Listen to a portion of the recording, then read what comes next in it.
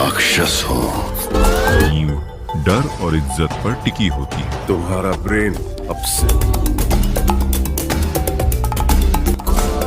मेरी पोती की रक्षा करना। नमस्कार दोस्तों, आज हम बात करने वाले हैं द राजा साहब। राजा साहब की भाषा की बात करूँ तो तेलुगु, जॉनर की बात करूँ तो रोमांस, कॉमेडी, हॉरर। मुख्य अभिनेता प्रभास। द राजा साहब एक हॉरर कॉमेडी फिल्म है जिसमें रोमांस, सस्पेंस और पुराने राज घराने का रहस्य जुड़ा हुआ है।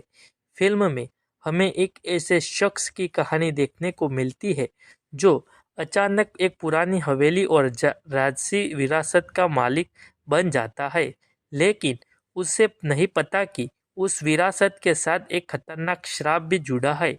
यह कहानी हंसी मजाक से शुरू होती है, लेकिन धीरे धीरे डर और सस्पेंस से भर जाती है। फिल्म की शुरुआत एक पुराने राजमहल से होती है। 100 साल पहले का समय दिखाया जाता है।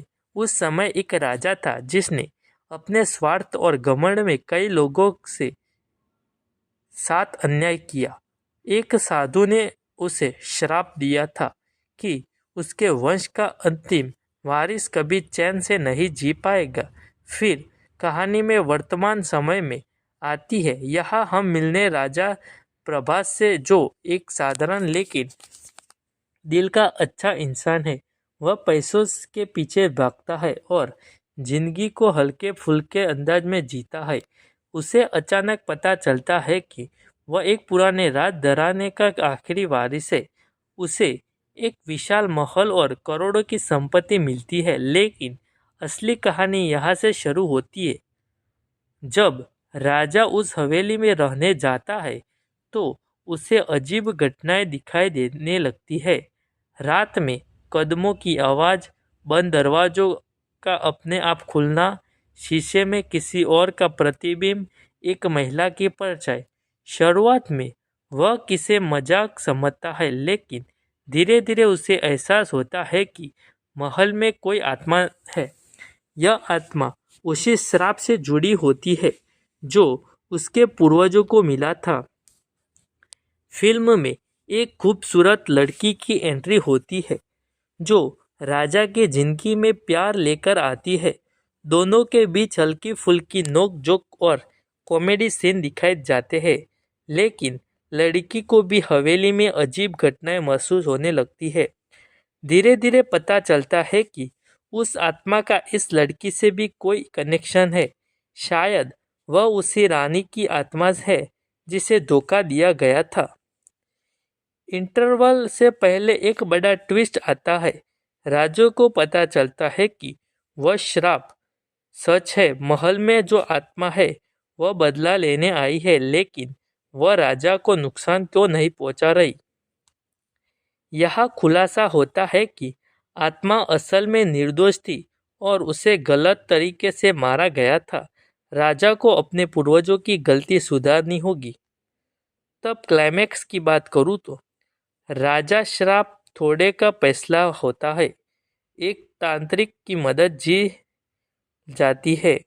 हवेली में बड़ा टकराव होता है। आत्मा अपना असली रूप दिखाती है। राजा डरने के बजाय सच्चाई का सामना करता है। वह आत्मा से माफ़ी मांगता है और सच्चाई सबके सामने लाता है। आखिर में श्राप टूट जाता है। महल में शांति आ जाती है। राजा अपनी जिंदगी नई शुरुआत के साथ जीता है। तब प्रभास ने इस फिल्म में कॉमेडी और इमोशनल दोनों पहलुओं को बेहतरीन तरीके से निभाया है। उनका डायलॉग डिलीवरी और स्क्रीन प्रेजेंस शानदार है। फिल्म का बैकग्राउंड म्यूजिक हॉरर सीन में रॉकेट खड़े कर देता है। रोमांटिक गाने में भी दिल को छू लेते हैं।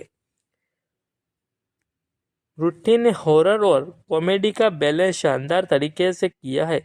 फिल्म ने ज़्यादा डरावनी और न ही सिर्फ मजाक। फिल्म की खास बात करूँ तो हॉरर और कॉमेडी का बेहतरीन मिश्रण है। प्रभास का अलग अवतार है, शानदार सेट डिज़ाइन है और इमोशनल कनेक्शन है।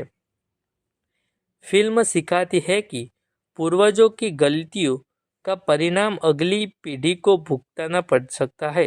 सच्चाई और माफ़ी सबसे बड़ा समाधान है। प्यार और हिम्मत से हर श्राप टूट सकता है। द राजा साहब एक इंटरटेनिंग हॉरर कॉमेडी है जिसमें इमोशन, रोमांस और सस्पेंस का पूरा पैकेज है। अगर आप प्रभास के फैन हैं या हॉरर कॉमेडी पसंद करते हैं तो ये फिल्म जरूर देखनी चाहिए। तो दोस्तों, आज हम बात करने वाले हैं एक ऐसी फिल्म की जिसमें राजसी ठाठ भी है और डरावना महल भी है और ऐसा रहस्य जो 100 साल पुराना है। कहानी शुरू होती है 1920 के दौरान से। एक घमंडी राजा जिसे अपनी ताकत पर बहुत घमंड था, उसने अपने ही राज्य की एक निर्दोष लड़की को धोखे से मरवा दिया। मरने से पहले लड़की बद्दुआ देती है, तेरा वंश कभी सुख से नहीं जी पाएगा। और यहीं से शुरू होता है श्राप। वर्तमान समय। अब कहानी आती है आज के समय में। यह हमने मिलते हैं आर्यन उर्फ राजा, मतलब प्रभास से, एक मजाकिया, थोड़ा लापरवाह लेकिन दिल का साफ इंसान। वह कर्ज में डूबा हुआ है और पैसों के लिए छोटे मोटे काम करते हैं। अचानक उसे पता चलता है कि वह एक पुराने राज घराने का आखिरी वारिस है। उसे विरासत में मिलता है एक विशाल महल, करोड़ों की संपत्ति, लेकिन उस महल के साथ जुड़ा है एक रहस्य। पहली ही रात महल में अजीब चीजें होने लगती है। दीवारों में से आवाजें, दरवाजों का अपने आप बंद होना और एक परछाइयों जो घूरती रहती है। राजा इसे वहम समझता है, लेकिन कैमरा धीरे धीरे उस परछाई को दिखाता है एक औरत की आत्मा। राजा को बार बार वही लड़की सपने में दिखती है। वह कुछ कहना चाहती है लेकिन बोल नहीं पाती। तब राजा एक पुरानी डायरी खोजता है। उस डायरी में सच लिखा होता है। राजा के पूर्वज ने उस लड़की से शादी का वादा किया था, लेकिन सत्ता के लालच में उसे धोखा दिया। लड़की को जिंदा दीवार में चुनाव दिया गया। यही है श्राप शुरू हुआ।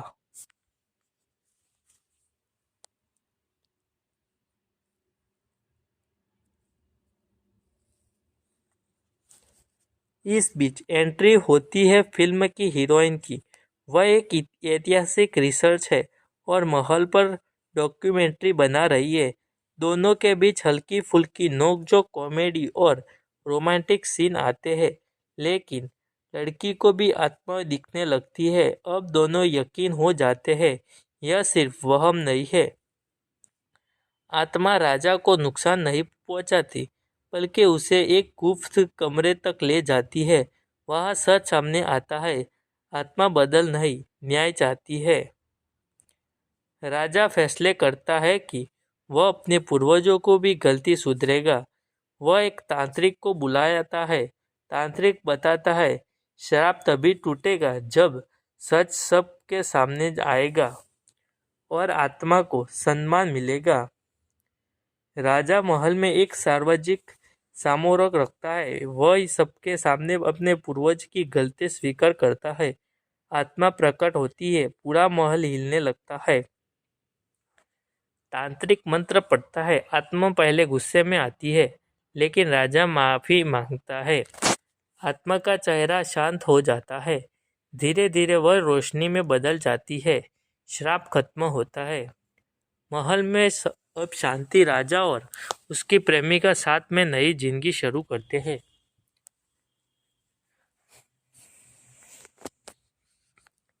राजा फैसला करता है कि वह महल को एक म्यूजियम और स्कूल में बदलेगा।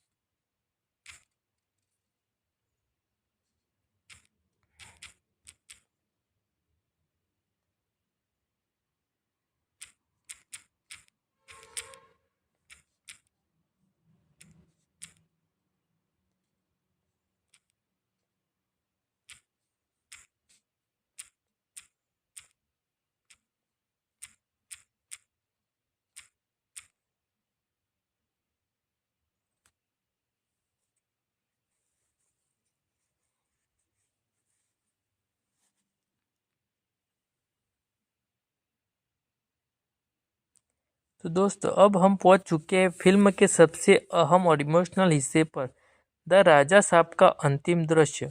महल के अंदर तूफानी माहौल है। आसमान में काले बादल छाए हुए हैं। बिजली कड़क रही है। हवेली की खिड़कियां अपने आप खुल और बंद हो रही है। पूरा माहौल ऐसा लग रहा है जैसे प्रकृति में कैसे भी बड़ फैसले का इंतजार कर रही होती है। राजा साहब प्रभास महल के बीचों बीच खड़ा है। उसके सामने वही आत्मा खड़ी है, सफेद परिधान में, लेकिन इस बार उसे चेहरे पर सिर्फ गुस्सा नहीं, दर्द भी दिखाई देता है। टकराव का पल।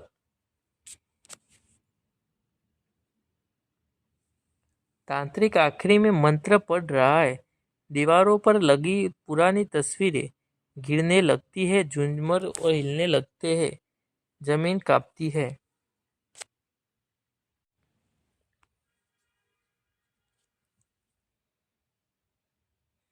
आत्मा की आवाज, तुम्हारे खून में उसी राजा का अहंकार है।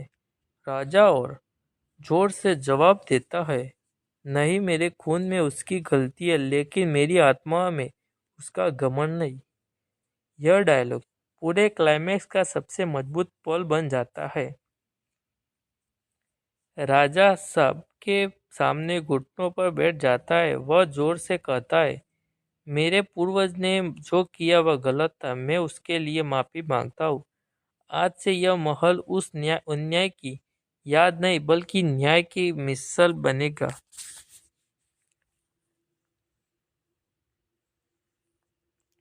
यह सुनकर आत्मा का चेहरा बदलने लगता है। उसकी आंखों में आंसू आ जाता है। पहली बार हमें पता चलता है कि आत्मा बदला नहीं, सम्मान चाहती है। उसे बस सच्चाई दुनिया के सामने लानी थी। लेकिन तभी एक बड़ा ट्विस्ट आता है।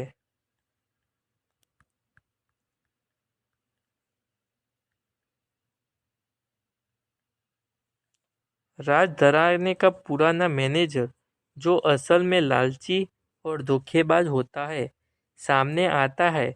वह चाहता था कि श्राप कभी खत्म न हो, ताकि वह महल की संपत्ति पर कब्जा कर सके। वह तांत्रिक को रोक देता है और कहता है, अगर शराब खत्म हो गया तो मेरा राज खत्म हो जाएगा।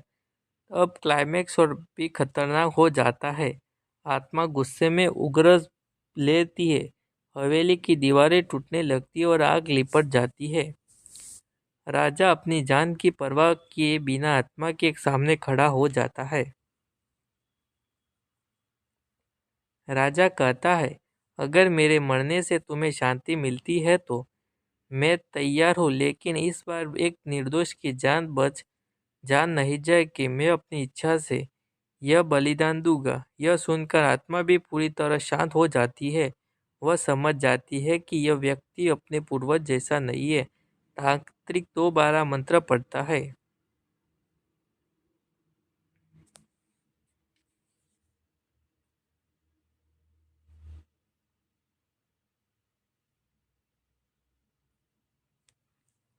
अचानक हवेली में तेज रोशनी फैल जाती है। आत्मा धीरे धीरे मुस्कुराती है। उसे चेहरे से दर्द गायब हो जाता है। वह राजा के सामने आकर कहती है, आज मेरे साथ अन्याय हुआ है। और फिर वह रोशनी में बदलकर आसमान में विलीन हो जाती है। जमीन का कंपन रुक जाता है। हवेली शांत हो जाती है। बारिश बंद हो जाती है। बादलों के बीच सूरज की किरणें निकलती है। श्राप खत्म। तब सवेरा होता है। अगली सुबह का दृश्य बेहद खूबसूरत है। महल अब डरावना नहीं लगता। वह शांत और भव्य दिखता है। राजा अपनी प्रेमिका के साथ खड़ा हो है। दोनों मुस्कुरा रहा है। राजा फैसला करता है कि महल को संग्रहालय बनाया जाएगा। पंडित लड़की की मूर्ति स्थापित की जाएगी। हर साल न्याय दिवस मनाया जाएगा। यह दृश्य फिल्म को एक सकारात्मक अंत देता है। फिल्म में आखिरी 2 मिनट में कैमरा धीरे धीरे उस दीवार पर जाता है जहाँ लड़की की तस्वीर लगी थी है। अब उसकी तस्वीरें मुस्कान है। बैकग्राउंड में सॉफ्ट म्यूजिक बजता है। राजा कहता है, इतिहास बदला नहीं जा सकता लेकिन भविष्य सुधारा जा सकता है। स्क्रीन धीरे धीरे ब्लैक हो जाती है। पोस्ट क्रेडिट सीन में दिखाया जाता है कि महल के एक कोने में एक पुरानी किताब खुद खुद खुलती है। उसे लिखा होता है, हर श्राप खत्म नहीं होता, कुछ कहानियाँ फिर लौटती है और यहीं पर फिल्म खत्म होती है, स्क्विल की संभावना के साथ।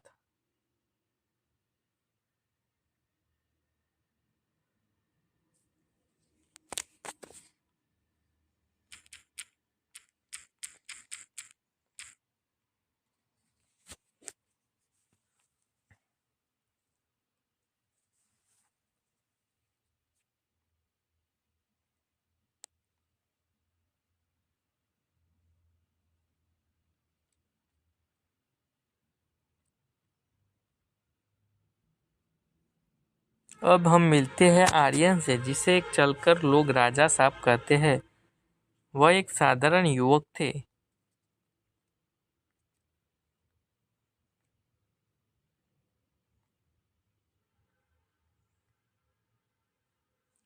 महल का पूरा मैनेजर सामने आता है। वह चाहता था कि शराब खत्म न होता कि वह डर फायदा उठाकर संपत्ति का कब्जा कर सके। वह तांत्रिक रोकता है, आत्मा में उग्र रूप लेती है।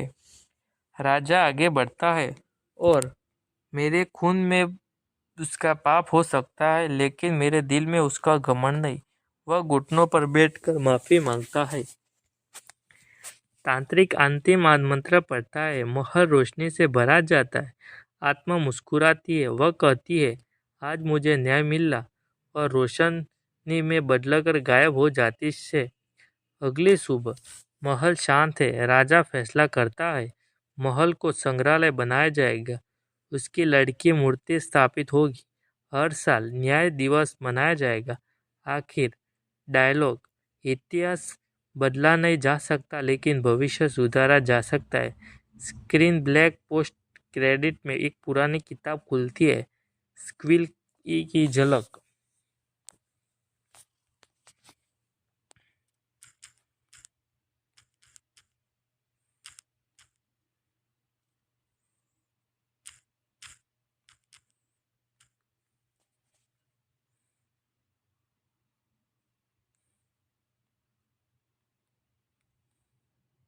बड़ी उम्मीदों के साथ रिलीज हुई द राजा साहब को आलोचक और दर्शक दोनों की तरफ मिक्स नेगेटिव मिलती है कि रिव्यू के अनुसार फिल्म में प्रीमिस में पोटेंशियल था, बहुत बड़ा बजट और सेट पीस कॉम्बिनेशन था, लेकिन कहानी का स्क्रीन प्ले कमजोर है। हॉरर और कॉमेडी का बैलेंस ठीक नहीं बैठा। कहानी लगातार कैंगर बदल जाती है। क्लाइमैक्स और पेसिंग में स्पष्टता कम है। इंडियन टुडे के रिव्यू में कहा गया कि फिल्म 400 करोड़ के बजट को एक मजाकिया और बिखरी हुई स्क्रिप्ट है बदल देती है, जहां प्रभास को कॉमेडी टाइमिंग के बावजूद कहानी में गहराई नहीं दिखाई दी। प्रभास प्रेजेंस अच्छी थी, पर किरदार को गंभीरता से निभाने की कोशिश में कैरेक्टर का डायरेक्टर मिसमैच सा लगता है। संजय दत्त, डोमान ईरानी, निधि अग्रवाल, मलाविका मोहना जैसे कलाकारों की मौजूदगी में बावजूद बहुत से रिव्यूअर्स ने कहा कि साइड कैरेक्टर्स को सही डेवलपमेंट नहीं मिला। दर्शकों की प्रतिक्रिया सोशल मीडिया पर प्रतिक्रिया काफ़ी मिश्रित देती है।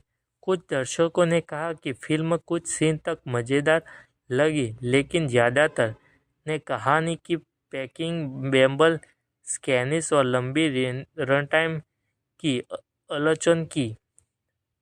द राजा साहब एक बहुत बड़े बजट फिल्म के रूप में बनाया गया। कई रिपोर्ट के मुताबिक लगभग 350 करोड़, 400 करोड़ या उससे भी अधिक। कुछ सूत्रों पर तो कहा गया कि असल खर्च 400 करोड़ से भी ऊपर जा सकता है, खासकर जब पहले कहीं अधिक शूट किया गया है, फुटेज और रीशूट्स आदि शामिल हो।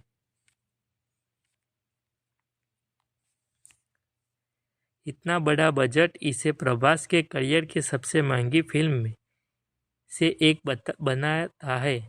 बॉक्स ऑफिस की बात करूँ तो ओपनिंग और शुरुआत प्रदर्शन रिलीज 9 जनवरी 2026, पहले दिन की कमाई लगभग 53.75 करोड़ इंडियन नेट, जो कि 50 और संक्रांति के मौके पर ठीक ठाक था, लेकिन इसके बाद दिन में दो कलेक्शन में तेज गिरावट, दिन 3 में और आगे कलेक्शन और गिरता रहा। 6 दिनों तक कुल इंडिया में लगभग 124 करोड़ तक पहुंच पाया और भारत ग्लोबल मिलाकर 180 करोड़ 200 करोड़ तक कुल कमाई कर रही है।